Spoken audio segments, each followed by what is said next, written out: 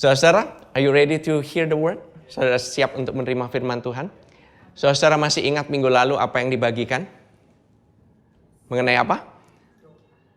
Prayer, mengenai prayer ya. Minggu lalu kita belajar mengenai doa. Saudara,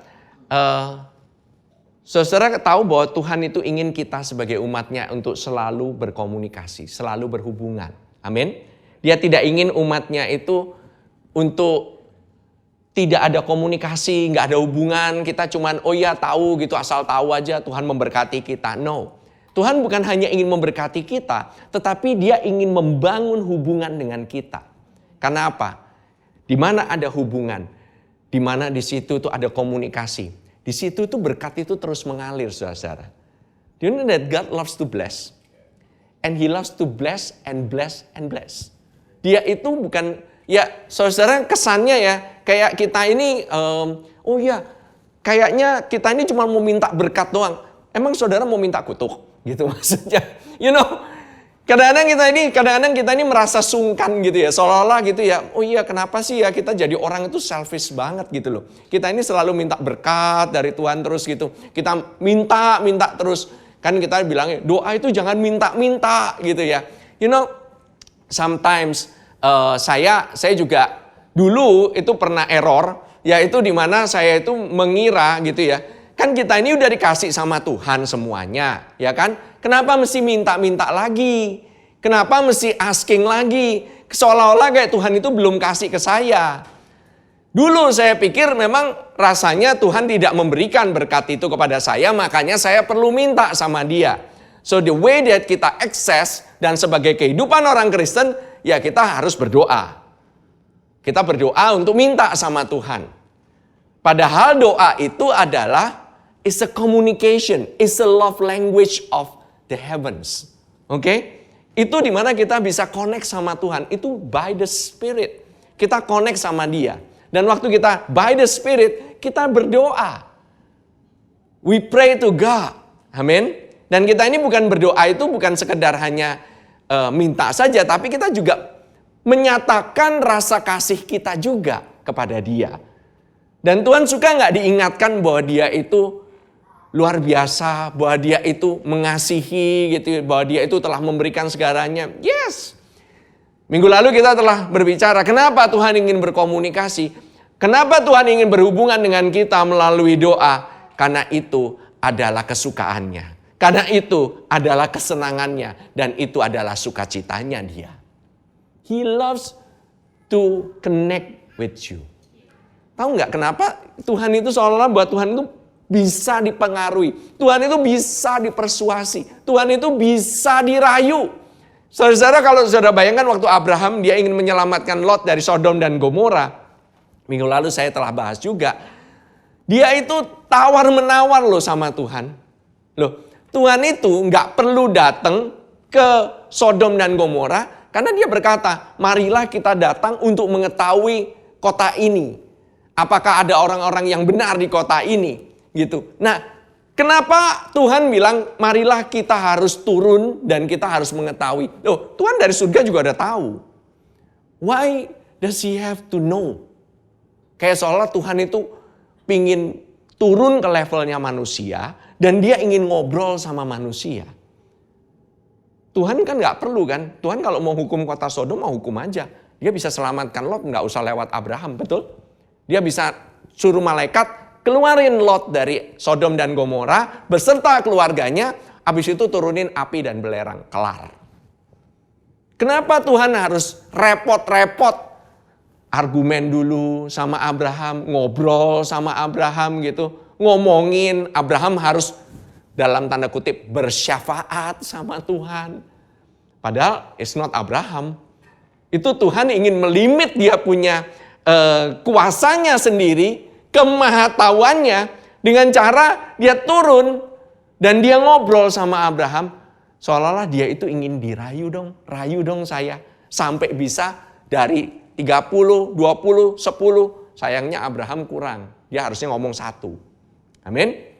Nah, waktu kita worship, kita juga mengekspresikan siapa dirinya. Dan Tuhan Yesus itu melimit ketuhanannya sendiri waktu dia ada di permukaan bumi ini supaya orang bisa berkomunikasi itu lepas. Because he loves surprises. Tahu nggak Tuhan itu suka di surprise? Wow. Saya ini tahu ya, saya ini sebagai orang tua gitu ya, kadang-kadang gitu ya kalau misalnya lihat anak-anak saya gitu ya kasih surprise something gitu ya, kayaknya saya seneng banget gitu. Saudara pernah nggak gitu ngerasain anak gitu tau-tau nggak ada angin, nggak ada hujan, tau-tau ngasih kiss gitu atau ngasih something gitu atau ke orang tuanya bawain sesuatu gitu, itu bukankah hal yang seneng ya? Orang tuanya itu kayak dikagetin gitu, wow, so surprising, you know. Tuhan kalau misalnya dia itu menunjukkan ketuhanannya semua gitu ya, dan dia itu nggak peduli gitu ya. Dia bilang begitu ini ya, misalnya anak kita gitu ya, kita udah tahu nih anak kita mau kasih surprise kita pada saat mau ulang tahun. We already know, ya kan? Kita udah tahu dia ini kusak-kusuk di belakang sama adik-adiknya, sama kakak-kakaknya gitu ya. Kayaknya pengen bikin sesuatu gitu untuk orang tua. Kita sebagai orang tuanya juga udah tahu mereka ini menyiapkan sesuatu. Terus habis itu begitu anaknya datang terus kita bilang, saya udah tahu lah semuanya lah. Saya udah tahu lah, kamu mau surprise aku kan? Kamu mau surprise aku kan? Gitu. Wah, saudara bisa bayangin nggak rasanya gimana itu anak? Aduh gitu, ya emang udah tahu sih. Paling nggak belaga lah, surprise lah gitu loh. You know, kita ini have the joy. Untuk kita ini punya sukacitanya sebagai orang tua. Untuk kita bilang, wow kita ini suka di surprise sama anak-anak kita. That's how God is. Itulah Tuhan itu sebenarnya begitu. Supaya apa? Dia itu mau anak-anak kita itu mengalami the joy of having the relationship with God. Amin. Dia itu bahkan suka untuk diingatkan. Suka untuk diingatkan. Bukannya Tuhan itu orang pelupa. Enggak. He loves to be reminded. Bukan dia amnesia. Enggak. Tuhan enggak amnesia. Tapi Tuhan suka untuk diingatkan. Saudara-saudara. Kenapa Tuhan itu bikin hari raya? Why Tuhan harus bikin Israel aja 7 hari raya besar? Kenapa sih?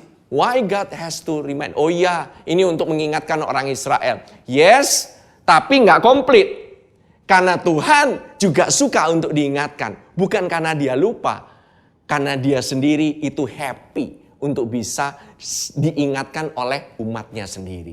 Dia itu suka sekali mengingat apa yang Tuhan sudah lakukan dalam kehidupan mereka. Mengapa sih peringatan hari raya itu penting? Coba ya kita lihat ya, Keluaran 12 ayat 14. Ini saya sedikit recap lah dari minggu lalu ya. Karena kita mungkin ada beberapa yang mungkin gak sempat nonton. Saya ingin kasih sedikit overview. Dikatakan hari ini konteksnya adalah Paskah atau Pesach atau Passover. Dikatakan hari ini, Keluaran 12 ayat 14, hari ini akan menjadi hari peringatan bagimu.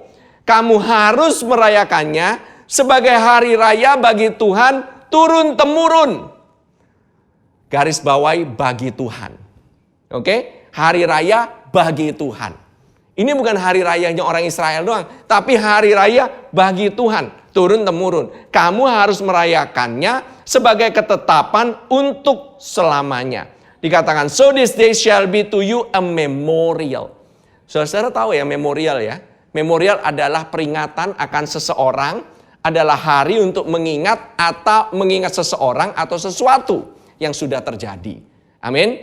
Tetapi ini hari di mana kita ini bukan hanya memorize that day, apa yang Tuhan telah lakukan bagi kita, tetapi di mana kita juga remind God apa yang Dia telah lakukan. Kita mengingatkan Tuhan apa yang Dia lakukan, bukan yang kita lakukan. Karena orang Israel keluar dari Mesir, itu bukan karena perbuatan mereka.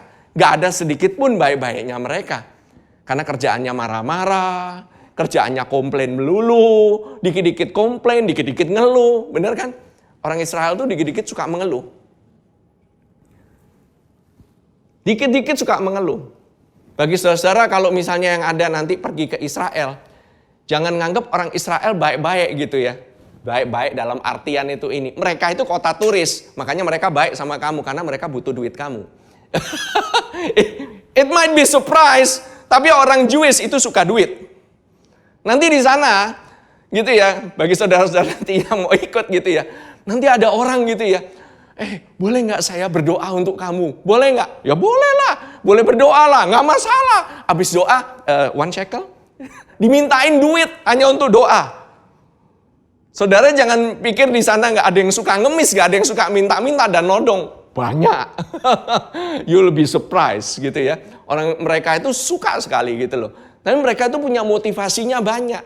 Mereka itu ingin menyelamatkan diri sendiri. Tetapi why Tuhan menyelamatkan mereka? Karena mereka, Tuhan sudah membuat perjanjian dengan Abraham bahwa mereka adalah umat pilihannya.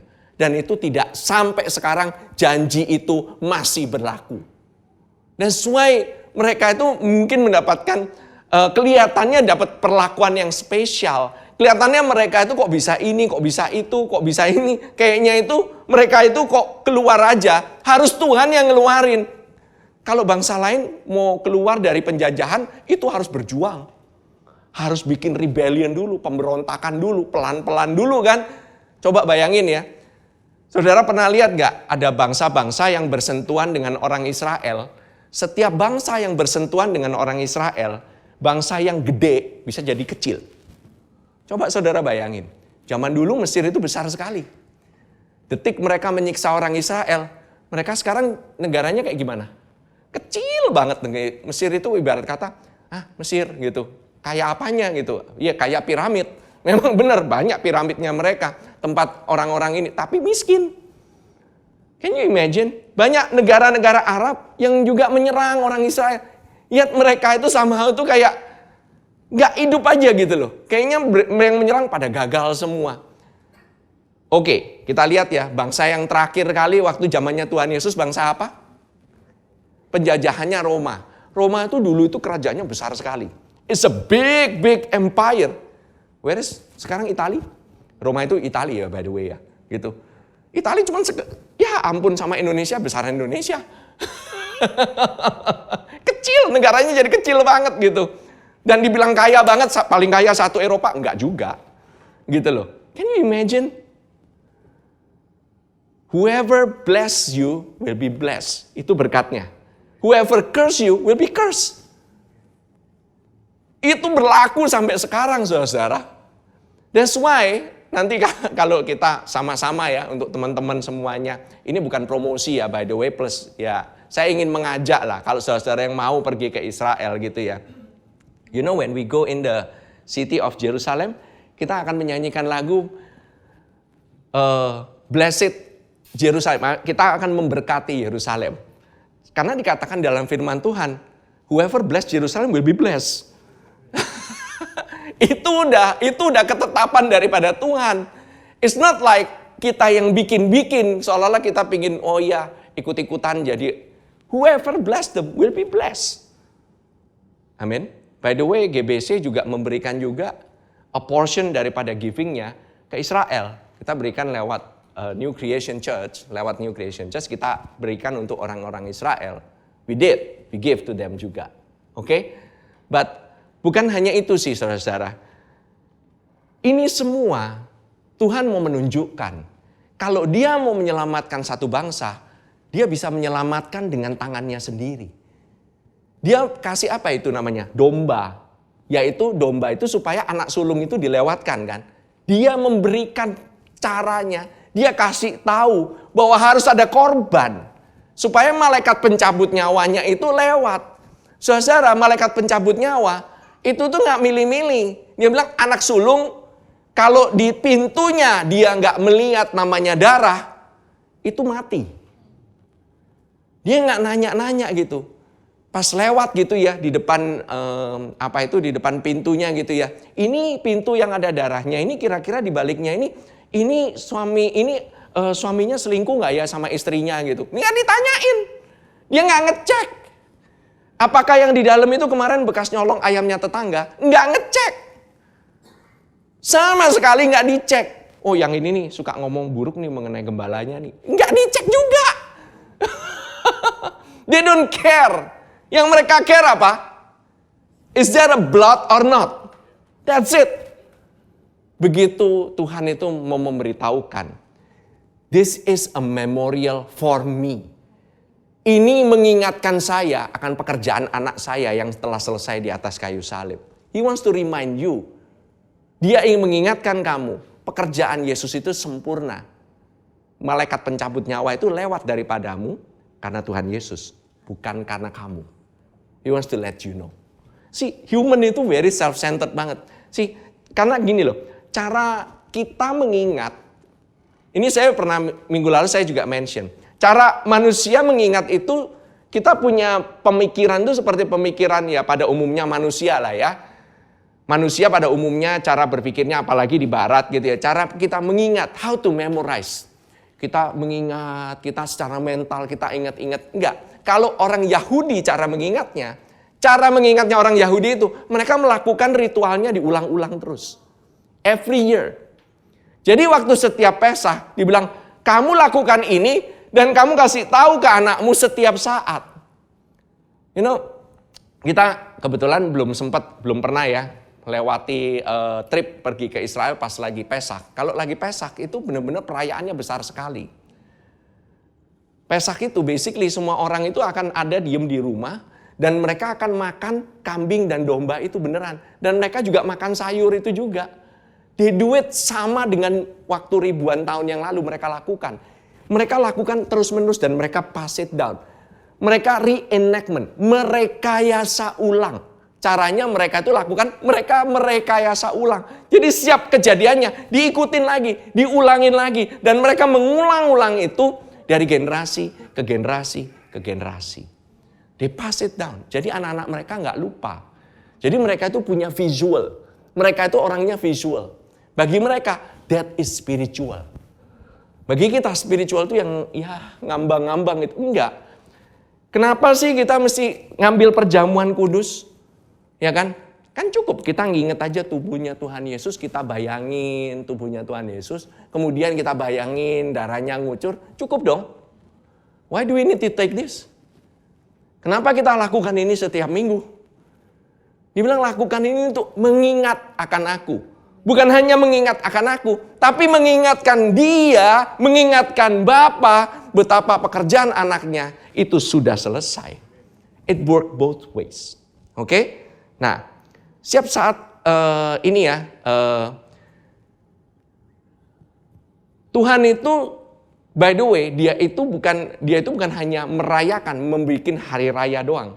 Hari raya kalau saudara mikir gitu ya, kadang-kadang makanya saya bilang, waktu kita mengambil bagian dalam perjamuan kudus, kebanyakan kan kita itu disuruh untuk mengingat-ingat dosa kita kan. Kalau orang yang belum mengenal akan kasih karunia, kalau saudara masih dulu, saya juga dulu juga sama. Jadi pendetanya bilang gitu, sebelum kamu mengambil perjamuan kudus ini, make sure kamu ingat-ingat akan dosamu. No wonder setiap kali perjamuan kudus, kebanyakan orang pada diem semua. Orang pada sedih semua. Karena apa? Begitu kamu mengingat-ingat setiap dosamu, kamu gak stres apa? Every time before you take this, oke? Sebelum kamu ngambil ini, make sure gak ada dosa yang gak kamu ingat. Kamu harus mengingat dulu dosamu. Make sure kamu itu benar dulu. Benar nih, kamu harus confess nih. Confess setiap dosamu yang ada. Barusan ini saya nonton satu film. Filmnya sih mengenai have to do with exorcism. Ngusir setan. By the way, this is on the Catholic side ya, gitu ya. Tapi bukan kayak gimana ya. Tapi saya ada satu ritual di mana setiap orang itu mengingat dosa. Oke. Dosa itu harus dikonfes terus gitu. Saya juga ngebayangin gitu ya. Ini sebelum ngusir setan, kamu harus ingat. Kalau enggak, kamu akan diingetin sama setannya dosa-dosa kamu. Setiap kali gitu ya, orangnya mau ngusir setan, itu diingetin semua dosa-dosanya. Jadi dia nggak jadi. Dia seolah-olah nggak punya kuasa. Karena apa? Setiap kali dia mau ngusir setannya bisa inget tuh. Oh, kamu belum confess yang ini. Jadi dia balik lagi, doa lagi. Dia doa lagi untuk supaya setannya itu pergi. Supaya dosanya itu saling mengaku dosa lah, gitu loh. Supaya nggak ada dosa yang terlewatkan. Saudara tahu nggak? Dosa itu bukan cuma dosa yang kamu inget. Tapi dosa juga ada dosa yang nggak kamu inget juga. Jangan kamu pikir kamu kalau nggak inget itu artinya bukan dosa. it's still sin. Sin is sin. Sin, tahu kan? Sin itu, jadi ada gini. Dosa itu ada dosa yang namanya commission. Dosa yang dilakukan. Kemudian ada dosa yang namanya omission. Atau dosa yang kamu itu nggak tahu, atau dosa tidak disengaja. Yang kamu lupa. Kamu itu nggak tahu kalau kamu itu melakukan dosa. Itu juga dosa. Dan dosa yang namanya by association. Jadi kalau kamu nempel sama orang, dan orang itu ada dosanya, itu nemplok ke kamu. Karena apa? Kamu berasosiasi dengan dia. Tuhan Yesus, by commission, dia itu commit himself. Dia itu dengan sengaja, dia turun ke dunia secara aktif untuk dia bisa membeli kita semua. Menebus dosa kita semuanya. Dan setiap dosa yang tidak kita sadari pun, Tuhan Yesus juga bayar. Karena apa? Dia telah dicobai di setiap titik dalam kehidupan manusia. Setiap emosi itu dia alami. Setiap suffering dia alami. Baik yang sadar maupun tidak sadar, Yesus itu nggak pernah berbuat dosa, tidak pernah ada dosa, nggak pernah kepikiran ada dosa sama sekali bagi kita. Dan by association, kita berasosiasi dengan Yesus. By the time kita berasosiasi dengan Yesus, kita mengidentifikasikan diri kita dengan Yesus. As He is, so are we in this world. Seperti dia, demikian juga kita ada di dunia ini. Itu asosiasi, saudara-saudara. Kita dikuduskan. Jadi kita dibenarkan secara commission, dibenarkan secara omission, dan dibenarkan secara association. Praise God. Amin. Saudara bisa ngelihat nggak hubungannya di sini ini luar biasa. Saya ingin teruskan ya. Peringatan kenapa bukan hanya untuk orang Israel. Imamat 23 ayat 24. Coba kita baca. Katakanlah kepada orang Israel begini, dalam bulan yang ke-7, pada tanggal 1 bulan itu, kamu harus mengadakan hari perhentian penuh yang diperingati dengan meniup serunai, yakni hari pertemuan kudus. Speak to the children of Israel, saying, in the 7th month, on the first day of the month, you shall have a Sabbath rest, a memorial of blowing of trumpets, a holy convocation. The festival of trumpets itu yang dinamakan Rosh Hoshana. Rosh Hoshana. Kita juga belum pernah melewati Rosh Hoshana. Karena kita nanti perginya pas lagi bulan November. But lagi Rosh Hoshana itu semuanya itu kegiatan stop. Mereka itu rest. Dan mereka blowing trumpets. Oke? Nah saudara, hari ini diperingati untuk siapa? Yes, untuk mengingatkan mereka bahwa bukan hanya Rosh Hashanah. Untuk supaya orang Israel nggak lupa. Betul. Tetapi coba ya saudara perhatikan. You shall have a Sabbath rest. Nah. Ya kan? A memorial artinya mengingatkan. Memorial of blowing of trumpets. Saya akan kasihkan ayat yang berikutnya. Apa hubungannya blowing of trumpets ini? Kenapa sih mesti penting sih ditiup-tiup trompet? Kenapa sih? Bahkan kita aja kadang-kadang orang Kristen suka banget gitu. Kalau udah sangkakala gitu ya, kemana-mana nanti bawa-bawa. By the way, kalau saudara nanti yang ikut ke Israel, jangan ngeborong-borongin sangkakala ya gitu ya. Amin, gak ada gunanya juga. Nanti jadi berdebu.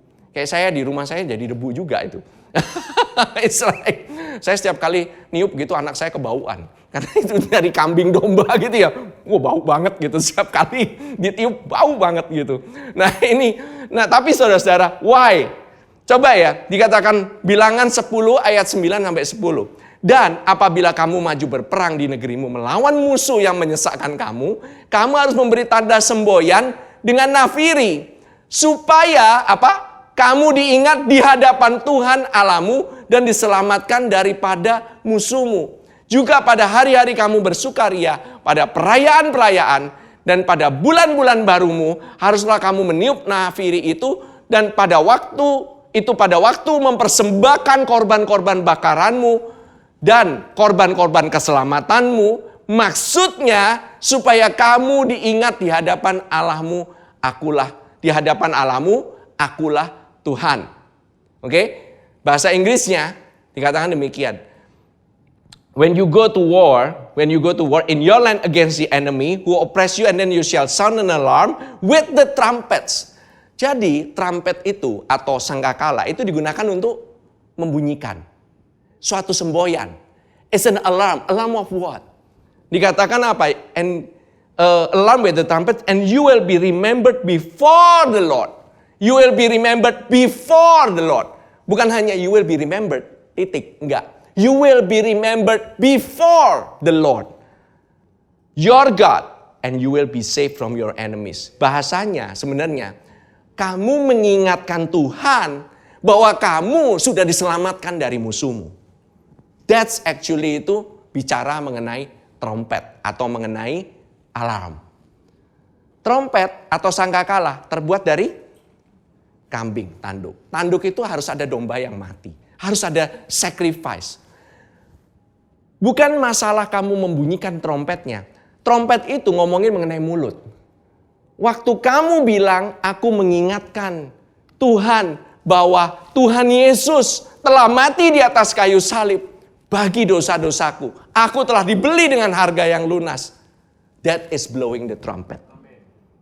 And itu mengingatkan Tuhan bahwa kamu telah, musuh-musuhmu telah dikalahkan. It is a sign, it is a symbol, itu suatu semboyan, it's an alarm. Saudara, also in the day of your gladness. See, tadi saya ngomong, setiap kali kita ini kalau misalnya dalam perjamuan kudus gitu ya, kenapa kita ini muram? Harusnya kalau kita ngambil perjamuan kudus, mukamu itu berseri-seri. Kita ini pesta. Why? We party because ada yang telah mati di atas kayu salib untuk kita. Kita ini go free loh. Kamu itu dibebaskan. Orang yang telah dibebaskan itu party. Nggak ada orang dibebaskan berduka cita. Tapi coba kita lihat waktu lagi perjamuan kudus. Keinget dosa saya kemarin malam, saya habis nonton apa. Langsung gitu. Mendingan daripada gitu, saya ingat dosa-dosa saya semua. Saya nggak siap untuk menerima. Mendingan enggak. Saya juga enggak geblek. Kalau udah tahu banyak dosanya, enggak bakal ngambil perjamuan kudus kalau saya ingat semuanya, benar? Ini mendingan ya. Makanya Tuhan waktu itu yang diingat bukannya dosa, yang diingat siapa? Tuhan. Ingatlah akan aku, bukan ingatlah akan dosa-dosaku. Ingatlah akan aku, ingatlah Tuhan. Ingat Tuhan. Dan ingetin Tuhan. Remind Him. Jesus has died for me. And God is pleased. Tuhan itu senang diingetin kayak begitu saudara. Amin. Shall be a memorial for you before your God. I am the Lord your God. See, semua dari kitab imamat, dari kitab bilangan, ini bayangan doang. Wujud sesungguhnya itu adalah Tuhan Yesus sendiri. Amin. That is the shadow. Saudara bisa bayangin ya, beribu-ribu tahun yang lalu lah ya, beribu-ribu tahun yang lalu. Orang Israel gara-gara darah kambing dan domba, mereka cuma makan kambing panggang doang. Mereka keluar dari Mesir. Sehat, tidak ada satupun yang tergelincir, dan kaya. Kamu sekarang, itu dulu shadow-nya, bayangannya. Kamu sekarang punya wujudnya. Betapa kamu bakalan lebih sehat dan lebih kaya kamu. Harusnya demikian dong. Harusnya demikian. That's why you need to be reminded. Setiap kali kita mengambil perjamuan kudus ini, we are reminded and we remind Him. Amin. Amin. Saudara,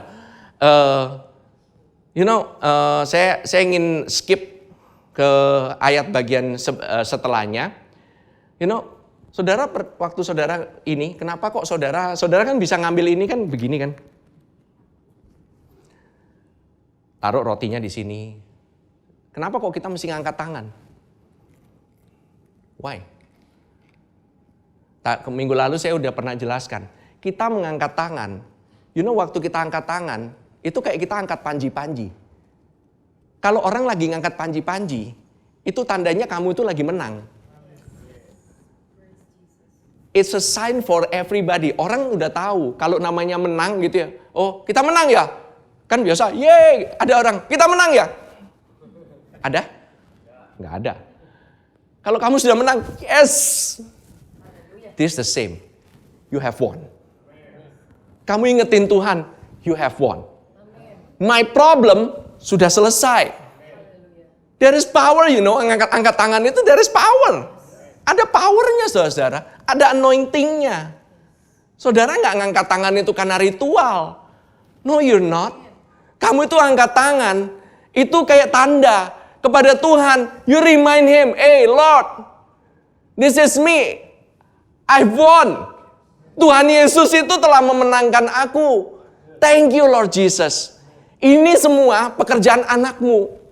That's why kamu ngangkat tangan. Kita memuji menyembah Tuhan, juga kita ngangkat tangan. Kalau kamu doa, jangan begini. Kamu doa ngadep ke surga. Jangan nundukin kepala doang. Meskipun di sini banyak yang menundukkan kepala. Mungkin bukan karena doa, tapi bisa juga karena ngantuk. It's okay. Sorry. I'm sorry. Just teasing you untuk yang ngantuk. See, problem. Kita ini kalau bilang, gini. Kamu itu menarik perhatian nggak? Kira-kira waktu kamu proclaim, kamu ini kan proclaiming kan, memproklamasikan untuk siapa? Who do you proclaim it to? Untuk orang lain? No, not just for each other, tetapi juga untuk Tuhan. This is calling to attention to God. Jadi waktu kamu doa, kamu angkat tangan, kamu tuh sebenarnya calling attention. Apakah Tuhan perlu untuk kamu angkat tangan supaya dia itu bisa attend to you? Enggak. Tetapi dengan sikapmu bahwa kamu seolah, God, I need your attention, this is me loh. God loves it. Tuhan itu bener sayang, dia itu seneng banget. Kamu pernah gak lihat anak gitu ya, lagi nunjukin gitu ya, daddy gitu. Ditunjukin, ada gambar gitu ya. Gambarnya sih berantakan banget gitu, tahu kan? Gambar gunung segitiga ada burungnya gitu. Kita udah tahu itu. Terus gambar orang gimana? Bulat, terus ada batangnya gitu ya. Terus ini papa, rambutnya jabrik, ceret. Mama, rambutnya panjang kayak genderuwo. Terus itu anak-anaknya kecil-kecil gitu, bulat-bulat kecil-kecil gitu. Ya ampun nak gitu. Kamu ini dari mana? Bapakmu itu sebatang gitu. Ya mungkin bapaknya seneng kayak, kurus gitu. Padahal bapaknya bulat gitu. Kenapa anaknya nggak gambar bulat gitu? Enggak, sama semua lurus gitu. Ya kan? Bapak sama mamanya seneng. Saya kurus. Gitu. Iya, saudara, anakmu gambar kayak gitu aja. Dan anakmu begini. Dan kamu bilang, aduh kamu kasih gambar ke saya. Orang tua itu seneng. Orang itu seneng karena apa? He did his best. Tapi dia itu calling attention loh kemana? Ke papa mamanya. Ya kan? Dia nggak nunjukin pertama gambar itu ditunjukin ke tetangga kan? Enggak, ditunjukin ke orang tuanya dulu. I want to show you dad. I want to show you mom. This is what I did. Ini loh hasil sekolah nih. You feel apa sih? Warm di sini. Tuhan juga feel warm. He feel so much love. And you know when he feel so much love, kamu mau minta apa aja, granted. Pernah ada anak yang bisa pandai untuk merayu orang tuanya? I know I have. Anaknya nggak ada di sini, anaknya di sebelah. Anak saya yang paling kecil itu ya, dia bilang gitu, setiap kali ya kalau daddy ya, gitu ya. Ini terutama yang komplain dari maminya sih gitu. Dia bilang, kamu itu ya kalau anak nomor 1 gitu ya sama anak nomor 2 itu kamu tuh nggak pernah gitu ya kayaknya dikit-dikit no gitu. Begitu anak nomor 3, no saya bisa berubah, ya oke lah gitu loh. Dad makan es krim gitu ya. Tadinya udah nggak mau makan, akhirnya kita makan. She knows how to persuade me. She knows how to call me to attention. She really knows. Saya nggak bilang Tuhan itu kayaknya susah untuk dirayu. Enggak. But God loves that attitude anak kecil itu loh. Tuhan, this is me. Need more blessing now. You know, oke nggak? Oke banget. It's okay. That's called faith. Itulah iman. Iman seperti anak kecil. Saudara pikir hal kayak ginian, mungkin saya akan dicap, ini nggak bener nih. Ini selfish banget nih. Kalau kamu itu under the law, nggak bakalan. Nggak bisa kayak begitu. Kamu juga harus mendoakan yang lain dong. Kamu nggak mikirin yang lain. Sebelum kamu bisa menjadi berkat yang lain, kamu harus diberkati terlebih dahulu. Before you can bless others, you need to be blessed. Amin. So keep asking. Keep asking him to bless you. That's why saya ngajarin lagu yang tadi dinyanyikan sama Tari itu.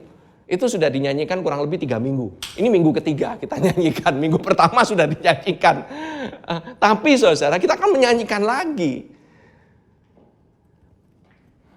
Saudara kalau perhatikan kata blessing itu selalu kaitannya itu dengan saying. Every time Tuhan, kalau saudara tahu ya, di hari ke penciptaan burung dan sebagaimana macamnya itu, hari penciptaan, itu hari keempat ya, kalau nggak salah ya, hari keempat dia bilang, maka Tuhan memberkati dan berkata, be fruitful and multiply. Be fruitful and multiply. Selalu ada perkataan yang keluar. Gak ada Tuhan blessing dan diem. Enggak. Selalu blessing and said. Blessing and said. Selalu ada perkataan. Mesti lewat mulut. Harus keluar lewat mulut. Sekarang kalau misalnya suami istri gitu ya. Kan kita kan saya katakan saling memberkati lah. Saling memberkati satu dengan yang lainnya. Gitu. Sekarang kalau misalnya lagi sendirian gimana? Ya you bless yourself lah. Go bless yourself. Kenapa? Yabes doanya dia yang blessing terus. Dan dikatakan itu by the way itu ayat paling pendek loh mengenai Yabes itu 2 ayat paling pendek dari seluruh perjanjian lama. Ini orang paling pendek doanya. Tapi dia dibilang paling mulia, paling dimuliakan dari semua saudara. Jadi hubungannya apa dong? Doanya Yabes ini doa yang paling selfish, paling mementingkan diri sendiri. Doa paling egois ini dia. Saya nggak ngomong gimana. I'm getting ahead of myself ya. See, the thing is, kita ini suka malu-malu waktu berdoa. Kita ini kadang-kadang nggak punya apa ya? Karena kita ini sendiri merasa, aduh, kayaknya Tuhan kan udah tahu lah masalah saya. Masa masalah kecil-kecil saya perlu berdoa? Untuk apa sih? Ngapain sih saya ngerepotin Tuhan? Tuhan mah urusan yang gede-gede aja. Ini urusan yang berat nih. Bolehlah minta sama Tuhan. Tuhan mah nggak peduli hal yang kecil-kecil. Really? Benar? Saudara, why? Yang jadi masalah itu bukan itu. When you pray, your eyes itu should be on the Lord. Banyak di antara kita berdoa, masalahnya mata kita bukan pada Tuhan. Masalahnya mata kita pada problem. Kita doa, mata kita pada problem. Terus menerus kayak begitu. Padahal Tuhan itu ya, contoh ya, di dalam the blessing of the promised land. Coba ya saudara-saudara perhatikan, the blessing of the promised land ini, di mana Tuhan itu telah berjanji, dia telah berikan tanah itu kepada kita. Benar nggak? He already given that land untuk kita duduki. Meskipun lagi banyak masalah. It's in the midst of problem loh. Banyak masalahnya di tanah itu. Dia nggak berikan itu, oh ya semuanya tanahnya tanah kosong. Enggak. Dia itu tanah didudukin orang. Dan kaum pertama kalau saudara baca di kitab Yosua, itu ada kaum yang namanya Het, suku Het. Tahu nggak? Suku Het itu, arti kata Het itu striking terror atau fear. Yang jadi masalah pertama itu ketakutan. Even minta sama Tuhan kamu takut. Karena apa? Kamu merasa kamu nggak layak untuk minta besar. You want to ask God for small problem atau problemnya ya udahlah yang menurut saya bayangan saya ini bisalah ya. Bisalah menurut perhitungan saya ini bisalah. Begitu yang kayak gini, wah nggak bisa ini. Kamu yang milah-milah sendiri masalahnya. Kamu yang memilah, oh, yang ini nih oke, didoakan. Yang ini nih nggak oke. Yang ini saya harus selesain sendiri. Yang ini Tuhan yang selesain deh. Kita ini suka memilah-milah karena apa? Our eyes is still on the problem. Terus di dalam problem-problem kita, tantangan kita. Si Yosua, ya, dia itu disuruh masuk, disuruh duduki. Dan waktu duduki, berarti dia harus ngapain? Dia harus jalan kan? Everywhere he goes, kemanapun dia berjalan itu menjadi miliknya. Coba kita lihat. Next, Yosua 1 ayat yang ketiga. Dikatakan, setiap tempat yang akan diinjak oleh telapak kakimu, kuberikan kepada kamu, seperti yang telah kujanjikan kepada Musa. Every place that the sole of your foot will tread upon, I have given you. Aku telah berikan kepadamu. As I said to Moses. Artinya apa? Kemanapun kamu berjalan, kemanapun kamu pergi, that is yours. Nah, saudara, ini mungkin banyak orang menyalahgunakan, dalam arti menyalahartikan juga. Oh ya, kalau gitu saya masuk aja ke sini, ini punya saya. Saya masuk ke gedung ini punya saya. Saya pergi ke showroom mobil, ini punya saya. No, that's not how it is. That's not how it is. Saudara tahu nggak yang namanya warisan? Warisan, saudara tahu nih orang tua saudara itu kaya sekali. Very rich. Dan saudara adalah anak daripada orang tua saudara. Dia punya mobil, punya ini, punya ini, punya ini. Saudara kalau ditanya gitu, siapa ahli waris dari keluarga itu sebagai anaknya? Siapa? It's you. Apakah akan diberikan saat itu semuanya? No. Tergantung umurnya. Anak saya kalau lagi masih kecil gitu ya, umur 5 tahun, misal Joel ya, sekarang Joel karena dia yang nyetir ya, dia yang udah nyetir mobil gitu. Joel saya sama Joel mungkin saya anak saya yang kedua ya, Joel. Dia itu saya mungkin agak sedikit dalam tanda kutip agak pelit lah gitu loh untuk ngasih dia izin gitu ya. Harusnya saya ngasih izin dia untuk nyetir, misalnya udah umur 17 padahal dia udah punya SIM. Tapi saya ini takut. Kenapa? Si Joel itu kalau ini itu kadang-kadang dia cepat-cepat gitu. Jalannya cepat banget, semuanya cepat gitu ya. Saya takut kalau dia nyetir nanti cepat-cepat nanti nabrak-nabrak sana sini. Itu ketakutan saya. Nah, I'm sharing to you lah ya, my ketakutan lah ya gitu ya. See, the thing is, dia pada umur 17 itu, dia itu sebenarnya udah bisa bawa mobil. Harusnya bisa. Karena apa? Saya udah sekolahin dia bawa mobil.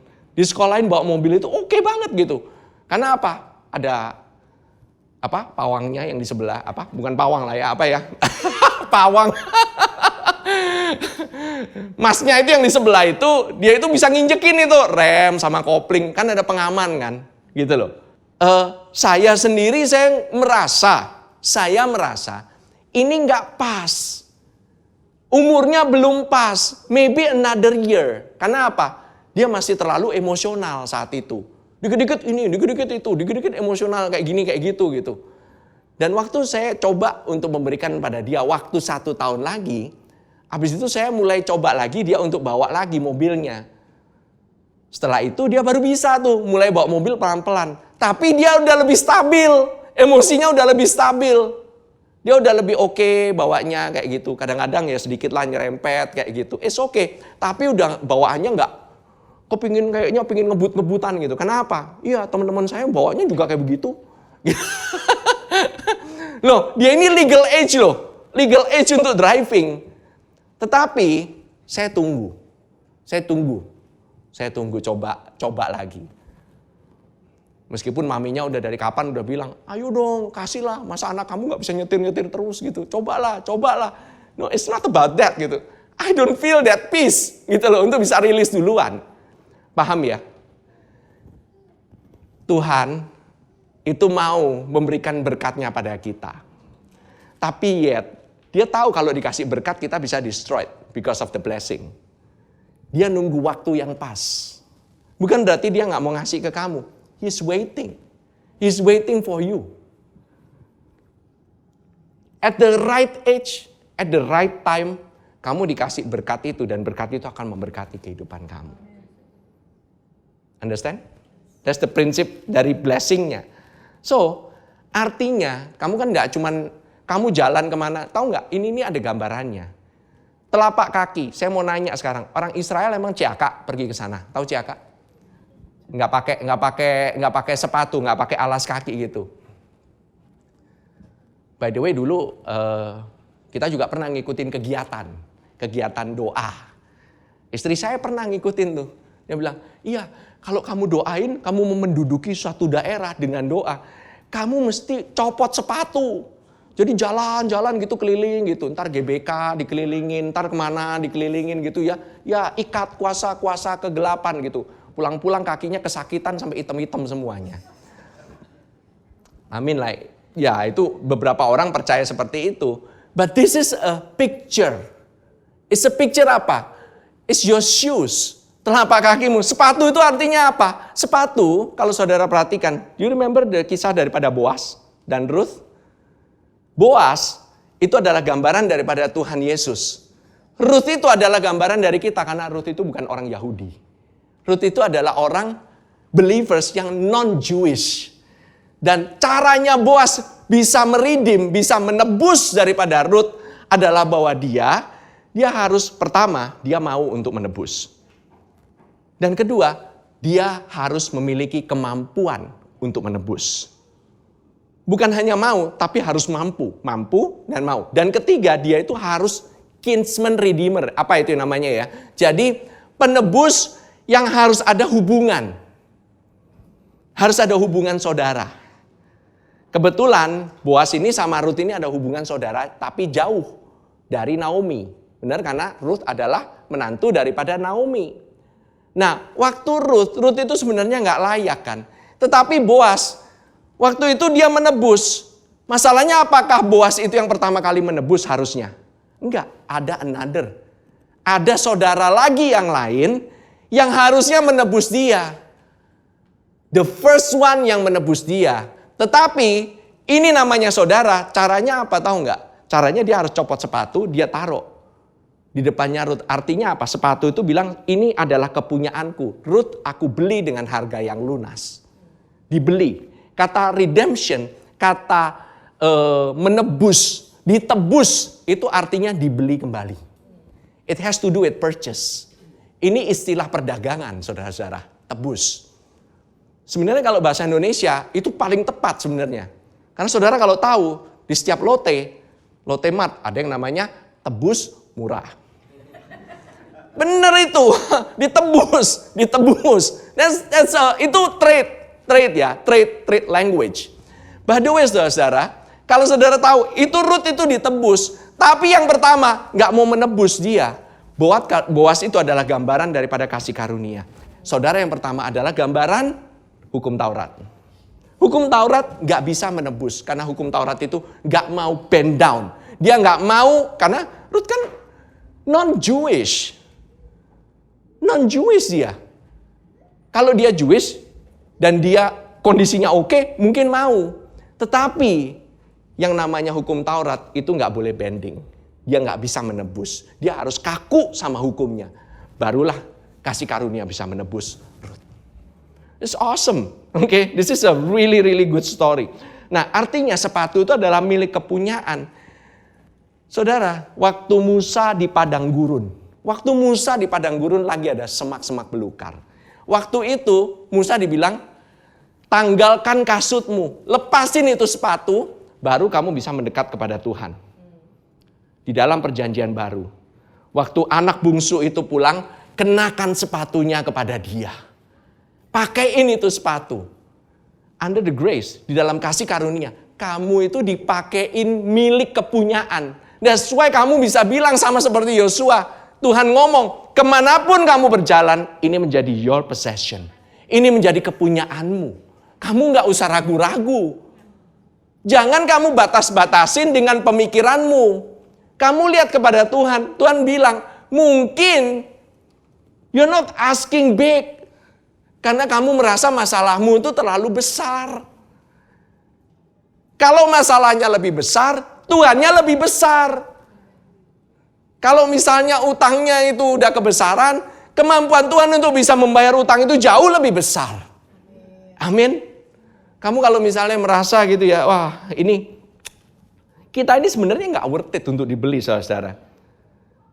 Iya, 2 Korintus 3 ayat 18.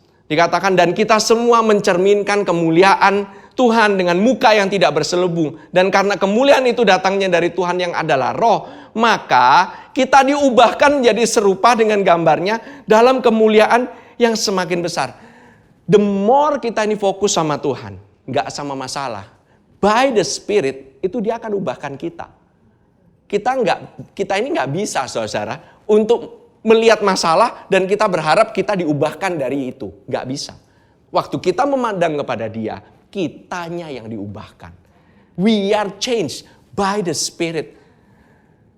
Setelah kamu memandang, baru Spiritnya Tuhan bisa bekerja. Kamu nggak mandang dia, Spirit Tuhan nggak bekerja sama sekali. Amin. Amin. Oke. Saya mau katakan ini satu hal ya. With this I close. Oke. Saya mau ulangin lagi mengenai doa Yabes. Mengapa? Ini doa yang contohnya doa yang bold. Dan siapa ini? 1 Tawarik 4 ayat 9 sampai 10. Yabes lebih dimuliakan daripada saudara-saudaranya. Nama Yabes itu diberi ibunya kepadanya sebab katanya, aku telah melahirkan dia dengan kesakitan.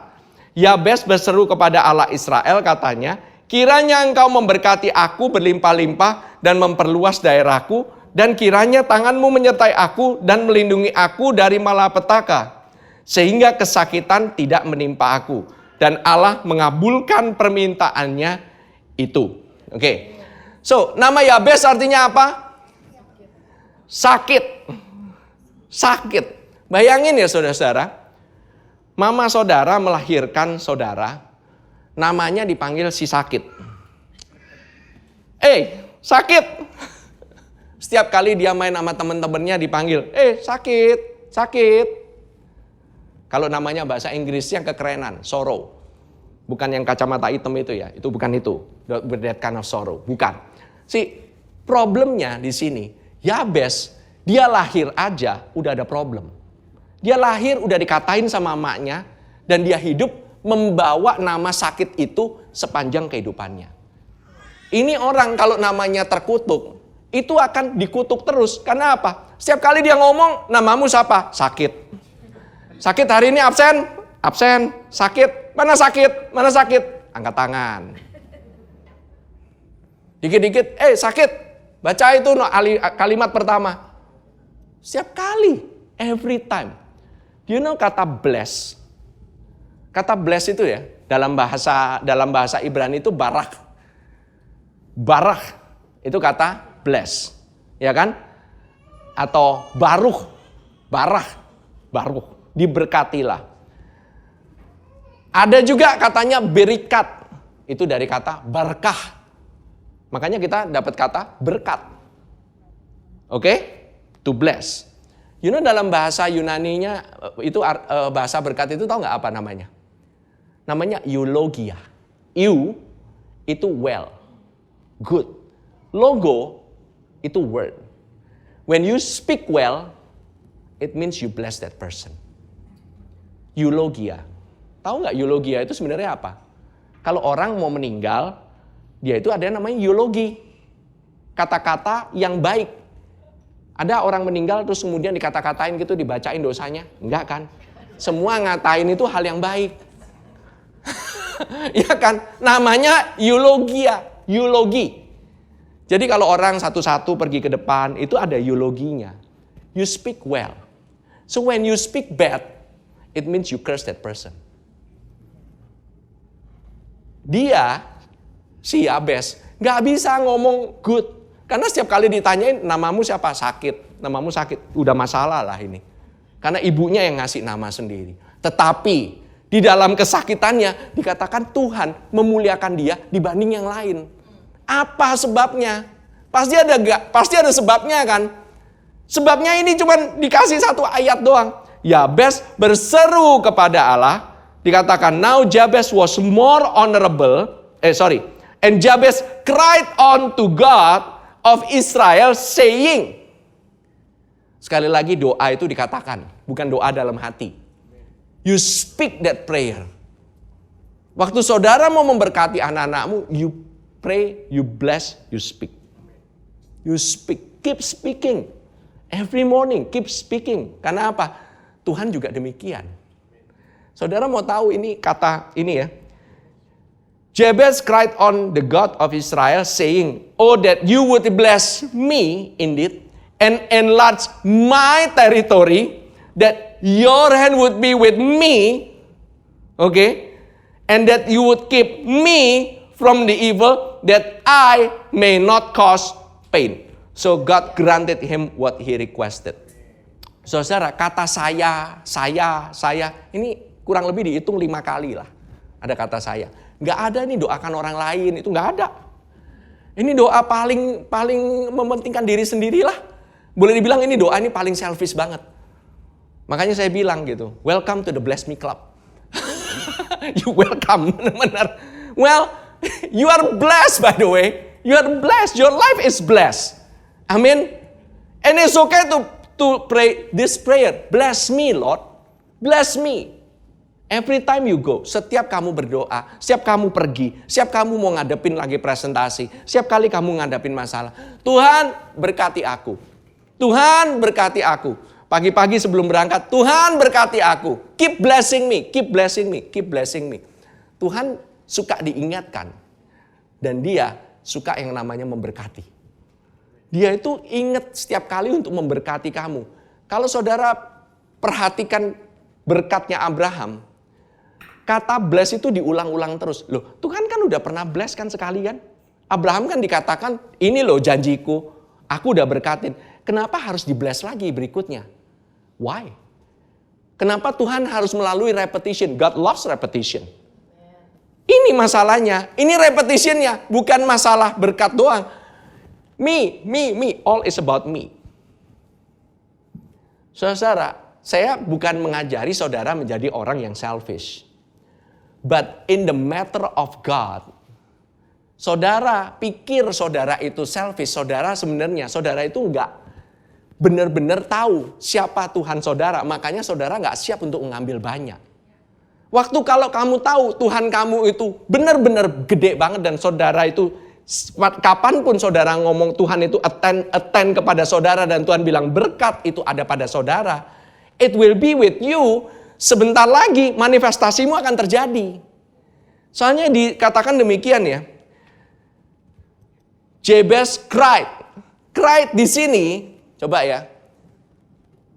Next. Saya mau kasih lihat pada saudara. Jabez cried. Dia itu berseru kepada Tuhan. Tahu nggak? Cried-nya itu bahasanya imperfect. Tahu saudara imperfect? Artinya diulang terus.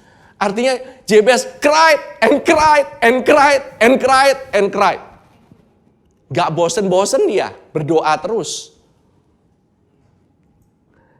Out to the God of Israel, oh that you would bless me. Di sana terletak you would bless me indeed. Bahasa Inggrisnya you would bless me indeed. Bless di sana, tahu nggak bless di sana? Bless di sana itu juga sama kata blessnya itu imperfect juga. Tahu nggak imperfect artinya apa?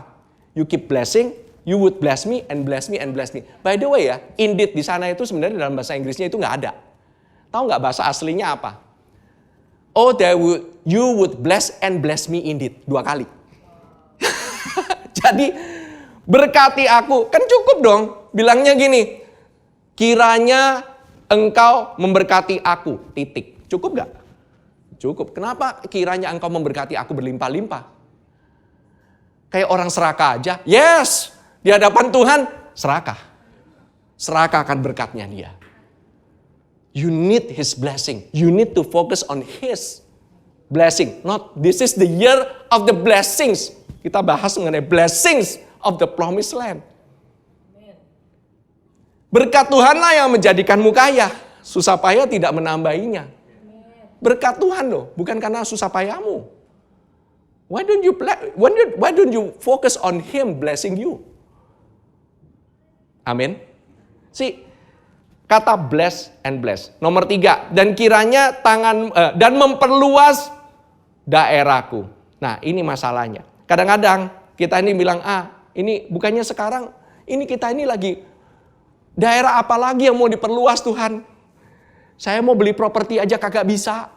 Harganya udah pada mahal-mahal semuanya. Apakah ini tanah? Yes, it could be, mungkin tanah juga. Tetapi it could be an influence juga. Saudara tahu pengaruh saudara itu bisa diperluas? Wherever you need to go, saudara perlu untuk kemanapun, itu harus ada namanya influence. Saudara mau mempengaruhi orang, saudara mau dagang, saudara mau jualan, saudara mau bekerja, you need an influence. Saudara perlu pengaruh kan? Mana bisa sekarang ini. Nah, bukan berarti matamu itu pada tantangan itu. Kalau begitu, kalau misalnya kamu bilang, itu kurang. Matamu itu masih pada tantangan itu, bukan pada Tuhan. Amin. Nih, berkatnya itu yang bikin perbedaan. The blessing is what makes difference. Nah, tantangannya makin besar, the bigger the challenge, the bigger the blessing. Amin. The bigger the challenge, the bigger the blessing. Saudara bilang, harga tambah naik pastor. Kayak pastor nggak ngerti aja. Semua hidup juga tambah susah. Semua beras naik, cabai naik, semuanya naik lah. Gitu lah semua. Katanya, ini kalau saya suka nanya kan, istri saya kan suka beli telur gitu ya. Telurnya mahal banget.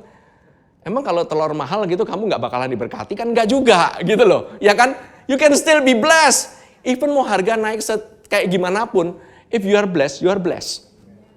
Oke, amin. Artinya kalau semuanya tambah naik, berkat Tuhan juga tambah naik, tambah tinggi. Amin, amin. If your boss, kalau bosmu memberikan masalah, banyak masalah, berarti tangan Tuhan itu jauh lebih kuat untuk mengatasi masalahmu. Mungkin kadang-kadang kamu bilang, ini bos saya bikin masalah, ini segala macam. It means the hand of God is bigger than your problem. Amin? Oke. Sekali lagi, saya kasih yang terakhir. Boleh minta tolong the worship team untuk bisa bantu saya. The last one. So let your hand be with me and keep me from harm.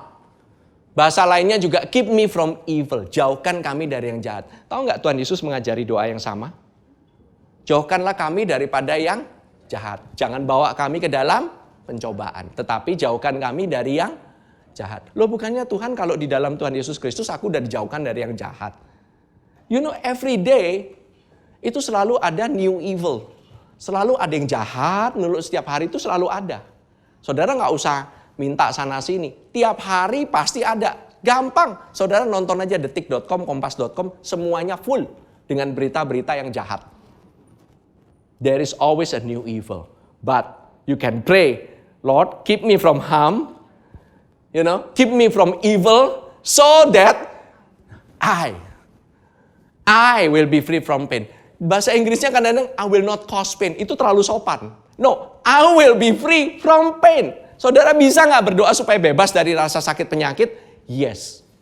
Can you be free from pain? Yes. Keep praying.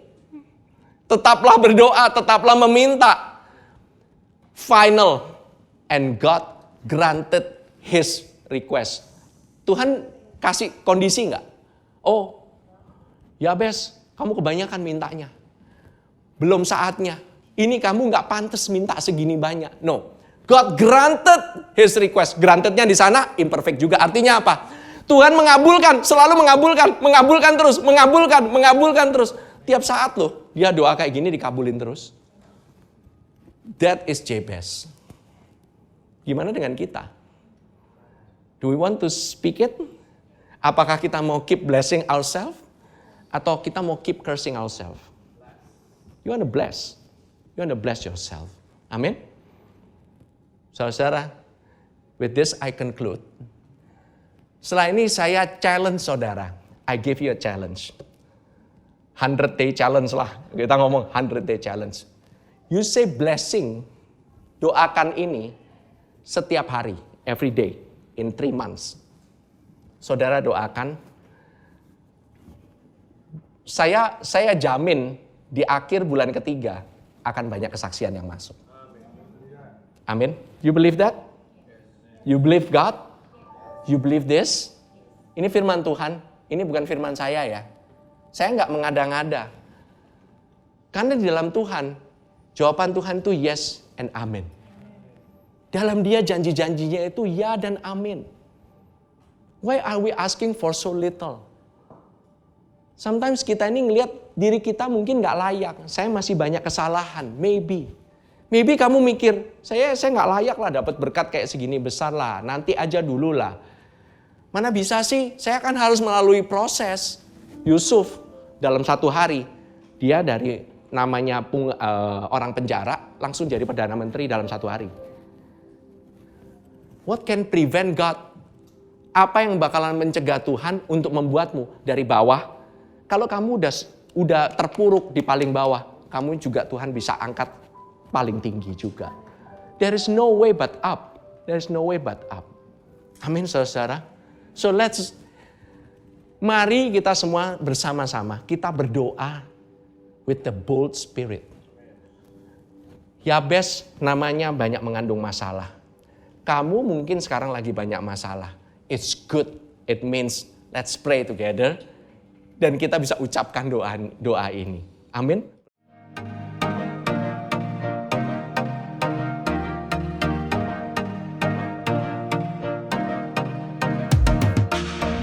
Terima kasih untuk saudara sekalian yang telah mengikuti ibadah GBC Jakarta bersama kami.